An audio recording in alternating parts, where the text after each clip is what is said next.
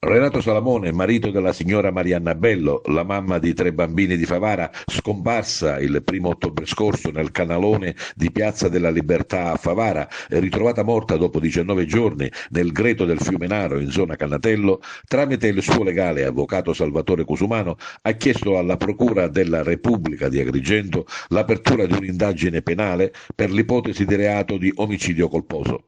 Nell'esposto si chiede all'autorità giudiziaria di indagare in danno del dirigente generale del Dipartimento regionale della Protezione Civile Sicilia, ingegnere Cocina, del sindaco di Favara Antonio Palumbo e dei dirigenti del comune di Favara, delle aree lavori pubblici, urbanistica, edilizia e patrimonio. Alla Protezione Civile si contesta l'errata emissione dell'allerta meteo gialla anziché rossa. Al sindaco e ai dirigenti del comune l'omessa custodia e manutenzione del convogliatore idraulico.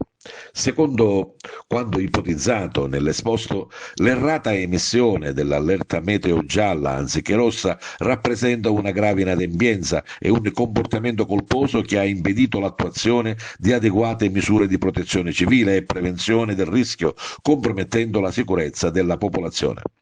La carenza della custodia e della manutenzione del convogliatore idraulico di Favara costituisce un evidente caso di negligenza gestionale, si evidenzia nell'esposto, che integra la fattispecie di omicidio colposo, oltre a potenziali violazioni delle norme in materia di sicurezza ambientale e idraulica.